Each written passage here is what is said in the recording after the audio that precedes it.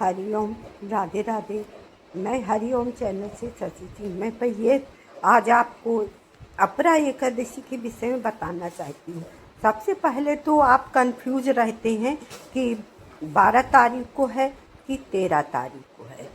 ये मैं सबसे पहले आपको बताना चाहती हूँ, पर इसकी क्लियर कर दूँ। तो अपरा एकादशी 13 तारीख को है। आप कंफ्यूज ना हो, परेशान ना हो कि किस दिन हम व्रत रहें जो हमें अच्छा फल प्राप्त हो और हमारी एकादशी पूर्ण हो। ये इसके विषय में मैं बता रही हूँ। तो अब आपको हम एक मुद्दे पे ले जा रहे हैं। एकादशी के विषय में बताना चाहते हैं कि यह जेठ मास की कृष्ण पक्ष की जो एकादशी है उसका नाम है अपरा एकादशी। तो अपरा एकादशी का क्या महत्व है, वो किसकी पूजा करना है, ये सब मैं अभी आपको अपरा एकादशी में श्री हरि नारायण का पूजन करना चाहिए। और इसका नाम इसलिए अपरा पड़ा है क्योंकि यह एकादशी अपार धन संपदा प्रदान करने वाली है और आपके सुमेरु पर्वत के समान जो पाप हैं, कम तौलना, झूठ बोलना, परस्त्री गमन करना, जो भूत योनि में हैं पड़े हुए उनको उस योनि से तार देना, ब्रह्म हत्या जैसे पाप को भी यह नष्ट करने वाली है। जो झूठी गवाही देते हैं, झूठे शास्त्रों की रचना करते हैं, उन सब से नकली दवाइयाँ बनाते हैं, ऐसे भी लोग जो पाप के गामी होते हैं, उनका भी यह एकादशी व्रत करने से सारे पाप से मोक्ष मिल जाता है। अब मैं आपको कथा पे ले चल रही हूँ कि भगवान नारायण से युधिष्ठिर कहने लगे कि हे नारायण मधुसूदन, ये आप अपरा एकादशी का महत्व और पूजन बताइए।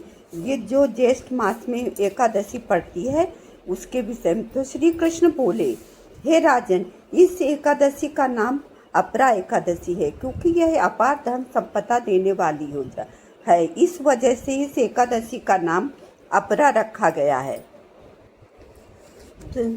तब भगवान बोले कि ये जो मैंने पहले बताए हैं वो सारे पापों से आदमी मोक्ष छूट जाता है और वो नरक में नहीं जाता है। अपरा एकादशी व्रत करने से इस पाप से मुक्ति हो जाती। पुण्यकाल तीर्थ पुष्कर में कार्तिक पूर्णिमा को स्नान करने से या गंगा स्नान करने से, पितरों को पिंड दान करने से, एकादशी का व्रत करने से जो फल प्राप्त होता है वह सूर्य जब मकर राशि में स्थित हो या प्रयाग के स्थान पर शिव जी का व्रत करने से, बृहस्पति के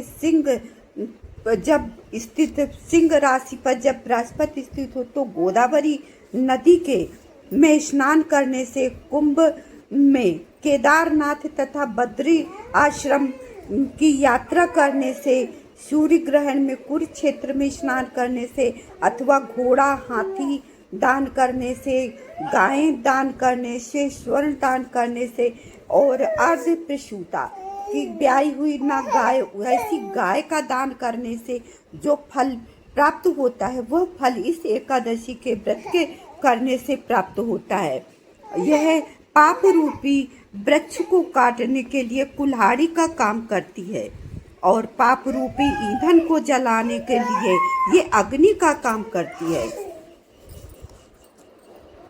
इसलिए सभी मनुष्यों को इस एकादशी का व्रत करना चाहिए और जो नहीं करते हैं वे नरक के गामी होते हैं। जैसे जल में पानी का बुलबुला हो और जानवरों में, जीवों में भुनगे के समान वो मनुष्य होते हैं। अपरा एकादशी में भगवान नारायण का पूजन करने से विष्णु लोक में प्राप्ति हो जाती है और सभी पापों से छूट जाती है। हे राजन, यह अपरा एकादशी की कथा लोक हित के लिए कही गई है। इसके पढ़ने अथवा सुनने से मनुष्य सभी पापों से मुक्त हो अंत में भगवत देवलोक को प्राप्त करता है और मुक्त हो जाता है। हरिओम। अगली एकादशी की कथा में फिर मिलेंगे। यदि आपको अच्छी लगे तो इस कथा को पूरी अंत तक अवश्य पढ़ना और सुनना, जिससे आपको, यदि व्रत भी नहीं करते हैं, केवल कथा सुन लेते हैं और नारायण का पूजन करते हैं, सबसे महत्व की बात तो यही है।